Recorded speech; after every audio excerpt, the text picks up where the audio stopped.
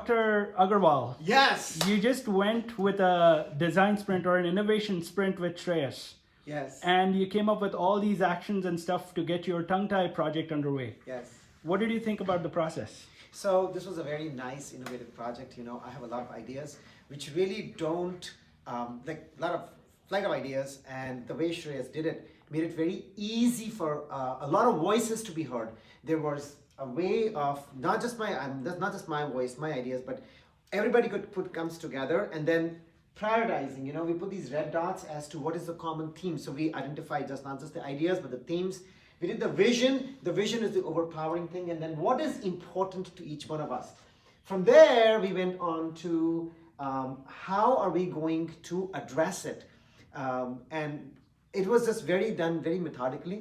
So in about hour and a half or so of Shreyas's time, we were able to bring a lot of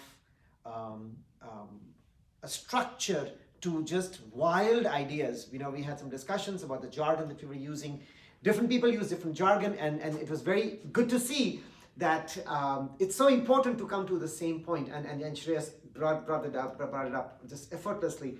Then he gave us, like, each one of us things to do. So now, I came in with a very vague idea of what I was going to do. I'm leaving with a vision, with a plan, an overarching plan, and also what does he expect me to do?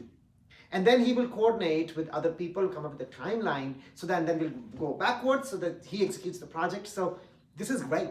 So thank you, Shreyas. Did this give you clarity that you were missing? A lot of clarity. Awesome. A lot of clarity. Thank you so much for having this. All right.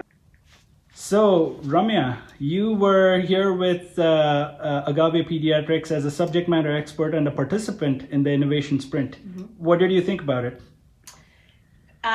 It's great. My head is spinning with a lot of things. I really liked the process. For me, I feel like it gave me clarity. I was able to put certain things down, but within a very defined structure. So there were leading questions, but there was parameters around the question. So I had to prioritize my thoughts, right? So it was, for example, there were certain questions where I was only allowed 3 Post-its or like 2 dots. So I had to really think about, like, what is my top priority right now? And what am I putting so much more value into in the now? Because it's easy to say I want everything and I value everything, but we cannot do everything like right away. So I enjoyed for myself having very clear, defined structure. It was also, the exercises really led us to, there was a clear pathway, I feel like, of where we started and kind of our pause point, knowing it's not our end point. With also, again, clear steps along the way. We had enough time to have digressions, have tangents, have discussions, but the facilitator always brought us back to, like, okay, but this is the question, or this is the summary. Does that meet what you're saying? So I feel like there was enough flexibility and enough structure to get through it. I'm leaving with, some things that are still I need to process and define for myself, but it was nice to see different thought processes.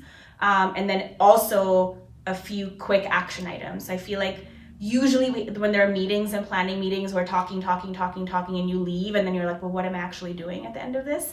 And at the end of this, I feel like I have a specific task, someone that's going to hold me accountable to that, to deliver that task, and also someone that can be an unbiased viewer or have an unbiased understanding of the topic at hand, which I think is important when all of us are so entrenched in the topic. We need the external view to say, no, that's not what you're meaning.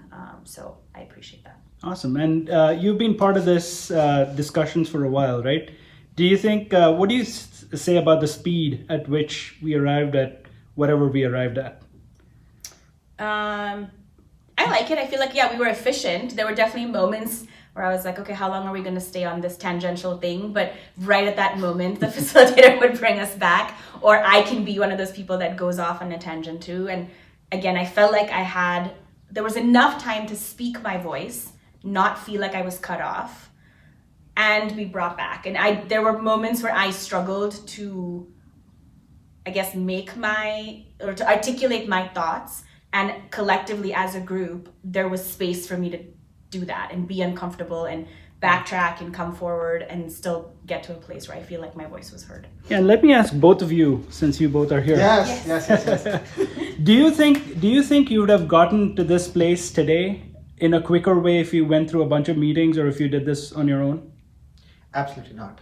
I have a lot of big ideas always, and I'm always going in tangents. I need structure. I really need the structure. No, definitely not. Not in a professional way. I usually have a loud voice. So, and even if I don't mean it, people just like, okay, he really needs it. He really means it. And I really don't even mean it. I'm just saying it. So I think this is very helpful when we get everybody, like everybody is given a number of choices and everybody puts it together. So everybody gets, because everybody has an equal say and the intention is for all of us as a group to succeed. Absolutely. So I think it really helped me in prioritizing, which is my biggest downfall, and a clearer vision. And some of these things came out, which I really didn't think was pretty even that important. But when you write your thoughts down and you are held on to them, you say, okay, Rajiv, this is what you wrote down, and this is what's important. You say, wow, this is true. I didn't even think about it. So that was very helpful to me. I definitely would not have been able to come to this point or even close without this exercise. Yeah. Awesome. I think for me too, we live in such a virtual world, right? So I really appreciated doing this in person.